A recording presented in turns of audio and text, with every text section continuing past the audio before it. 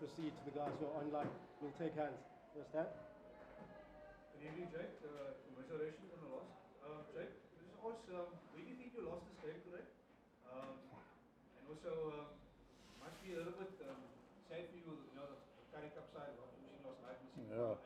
Geez, you're having a full go in tonight, eh? Jeez, today. Yeah, look. I mean, it is what it is, you know. But I don't think we're ever going to win that game.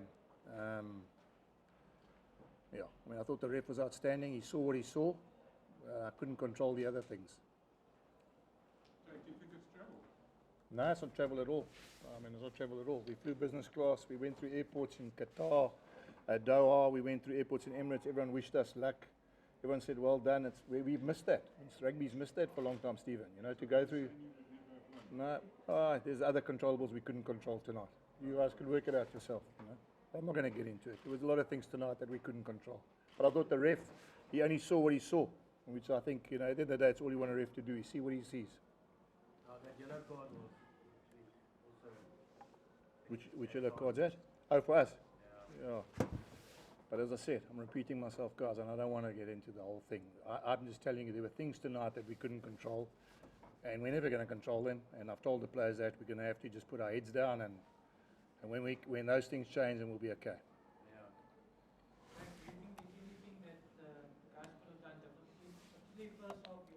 Yeah. Yeah, look, I think from a rugby point of view, Ashfaq, I think we should have maybe been up more at half time. I think we had so much territory there and we didn't finish. And as I said, the referee saw what he saw, and I'm happy with that. You know, if he saw certain things on the field and he blew it like that, I'm happy with that, you know. But, yeah, this hurts a bit, I must tell you guys, it hurts. You know, it's, I get the feeling we were probably out of it the whole time for little things. And, Jake, just obviously, just want to know the positives you can take, the main positives you can take from the season besides the final. Jeez, I don't understand. You've just told me my Currie Cup side lost and I've got commiseration, so what positives do you want, you know? There's no positives. I mean, we lost twice. We lost twice in one weekend, the most we've lost in a long time. So, yeah, there's no positives. Jake, what drew you to the area of battle? What did the Stormers draw you there that made a bit of a cloudy area for the referee? No, I didn't say it's cloud. I thought the referee was outstanding, Liam. You guys mustn't misquote me.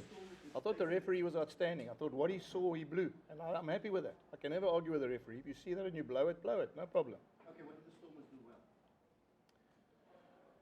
Oh, look, I think they just kept building pressure. You know, they kept building pressure, and you know, the game was never going to go away from them until the same today. 15-12 Leicester against Saracens.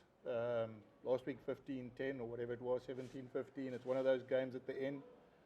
And I just think they kept building pressure. And as I said, the longer that pressure lasted and the certain things we couldn't control got away from us, you know.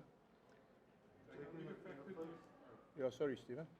Sorry, in the first half, you guys dominated territory. Yeah. Yeah. That's possibly where you lost it. No, listen, I'm again, guys. I mean, I'm here to tell you, we had our chances. We should have, from a rugby point of view, I can't complain. We had enough chances in the beginning to finish the game. And I say finish it, not win it, but finish those things off. We didn't, you know. I just say right just before half time, they got into a half, they got a penalty for offsides. We got into the half about 6 times, they never got a penalty for offsides. So, can't control those things. I mean, it's not up to the referee, is it? So. Stephen, then Heinz.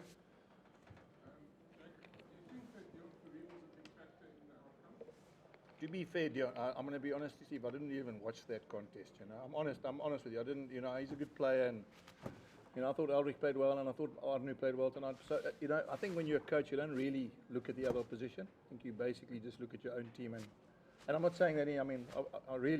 Put it another way, the breakdown's been the first half. Yeah, well, look, it wasn't just him, it was Kitsy as well. I thought Kitsy was outstanding at the breakdown too, you know. And as I said to you, there were times, you know, you don't want to sound like a whinger, and I've got to teach my players to be humble when we lose. Now I sit here and I want to be a whinger. So there were a couple of times they went for the ball, they missed it, they came back and got it again, and they got rewarded, you know. Now, that's fine. If the referee sees that, that's great. But I'm repeating myself, and I don't think you guys are understanding. There are other things I couldn't control that I'm never going to be able to control, and when I can control those things, then we'll win. But I can't control those things now, not from the Bulls. Heinz. Jake, I know it's a painful loss, but just in terms of the broader ecosystem, do you believe this was a significant night for South African rugby in general. Yeah. And we're privileged to be a part of this new chapter. Yeah, it's fantastic. I think, to be fair, this is like old Curry Cup rugby for me. I was driving in the bus, it felt like I was watching Curry Cup again. And maybe I'm older than you guys, I'm 60 now. So I used to see this when Nas was playing, and it felt like, blue flags, etc. And it felt like a Curry Cup game for me. Now, I know it's not, and I'm happy URC, and I'm fantastic. I think the two teams playing here have done wonders for our country. I'm talking about from a rugby point of view. I mean, let's be fair, guys. 10 weeks ago, we thought it was a terrible competition. Now, all of a sudden, look what's happened outside there. It's fantastic, So the model and the project. I mean, I can see everyone's happy. I mean, it's fantastic. So yeah, I mean, it was from a rugby spectacle. I mean, that's what we want. We want people to come back and almost relive what we were when we were young. I mean, some of these boys, that's the biggest game they've ever played in their lives, and we've only been together for 2 years, and I think the average age of our team, and I don't want you to go through each one of your guys, but I mean, geez, we got every player in every position is younger than the guys that the Stormers played against us today. Every guy almost, So that this team is I mean, the sky's the limit for them. So if they get to this after they were 15th on the log, flew back from Leinster last week. Played in every Curry Cup game as well, unlike the other provinces that thought the Curry Cup was like a development tournament. That's what we're going to have to do next year. Next week, and this sounds odd, but next week I'll be sitting here next year this time, and we're going to have to play Saracens away in a European Cup game. Now, how the hell are you going to do that after a game like this? So there are a lot of positives that I'm talking about from a rugby point of view. Gavin and then Adnan. Sorry, Gavin. Huh? Gavin and then Adnan and then yourself. Sorry. Sorry, Jack. Yes, Gav. Yeah, sorry. Jake, I just remember earlier in the year you went on about and I was completely agree with you that South African rugby maybe not doing enough to make sure that the South African players stay here. It's too easy to become a Springbok if you base those. Well, it shouldn't be allowed, Gav. Yeah, and one of the big triumphs of having these two teams is the fact that we've got so many players playing overseas. So I mean that makes it an extra sort of an achievement. I mean, do you think that South African rugby should be doing more? I mean, at the moment it's just too easy. Yeah. No, well, you know my views on that. I don't think you should allow a guy to play overseas and come back and be a Springbok. I think it cheapens everything that everyone ever stood for. And I know that you guys look at me and go, but you were the Bok coach. I had to get Monty back from overseas. So the reality is quite simple, guys. I mean, why would you stay in South Africa? If I asked every single guy, you go and work in London and double your salary in pounds, you're going to stay here and work here. Why would you do that? And you can still come to rugby and play for South Africa. I mean, there's no. So don't get me on that, because I think you can build a team now, and this young team that I've just told you about, in 2 years' time, they could all disappear. So how does a franchise, and that's what I always tell you guys, how do we make franchises stronger? Now, yes, it's lovely to see that, and obviously I'm excited. But how do I know these guys are going to be in the change room in 4 years' time when I'm telling them, listen, trust me, in 4 years' time, we're going to demolish everybody when I've got no hold on them. So, but that's a different thing altogether. As I said, again, I can't control that from the Bulls. A lot of things that you can't control at SA Rugby from the Bulls. So yeah, just the word on Doggo and the Stormers, obviously they were also not given a chance at the start. Well, I don't know about that. I mean, you've got 5 World Cup Springboks and 9 guys in the Springbok side, and you're making out as though you've got no chance.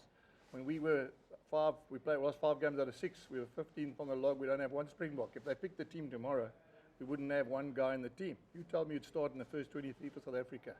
So, taking another away from Dobbo, I mean, I'd also think you mustn't be blinded by the fact that I'd love 5 World Cup winning Springboks and 4 Oaks in the Springbok camp tomorrow. So, but well done to him. I'm very happy. He said he wants to beat me, so he's beaten me. So, yeah. No, I'm saying, well, that's good luck, guys. I mean, I'm going to be humble too. I mean, well done to him. It's lekker for them, And I'm putting things in context for you. We've got a young team. I've been together with this team. They've won trophies. They've won every playoff we've almost played in. This is one of the ones we lost. And now I'm going to sit here and tell you guys the end of the world. But, geez, it hurts, It hurts. Yes? Yep, no. It was answered. Oh, was it? Okay. One last question from the floor. Gavin? Yeah. Sorry, I'm arrived at Jake's late, Jake, so I'm not 100% sure. I know you don't want to make excuses. Yes. But No, it's not it's easier to fly from Dublin than it is from Christchurch and that. Yeah. But I mean, how difficult is that travel factor? Because I mean, you got this little bit of... You know what, Gav, I'm going to tell you what happened. The only difficulty about this is that we didn't know until the final kick that we had to come home. So the reality was we had to wait. And if Marnie misses that kick and they're going to injury time and Ulster win, we've got to go to Ulster. Now, from a logistic point of view, all that means is that it's not so much that it's far, it's just you're not sure what you have to do. And then what happened was, because the rules are you can fly business class, to get one aeroplane with everyone business class is impossible. So we had some guys going Qatar Airways to Doha, some guys going to Emirates, some guys going to Frankfurt, some guys going to Paris. And they all go business class, so they love that. You know, they're in groups of 5, and it's probably, as I said, it's fantastic because they can meet people and they get, you know, and we've missed that. I'm going to say to you guys, we missed. I mean, I haven't seen some of you guys for a long time. I usually see you on a thing like this. When last ever we had a rugby thing like this and an occasion like that, and the boys were walking through, you know, obviously customs or whatever, and guys were going, well done, Billa, and all that. When they haven't had that for how long? 5 years, 10 years maybe. You know? Okay, pulls a bit often, but more because we didn't win. So I mean, they obviously enjoyed it even more. You know. Okay, we'll take 3 questions from the guys online. I don't see any hands. Okay, ladies and gents, thank you very much for your time. Thank you, Coach Jake. Thank you.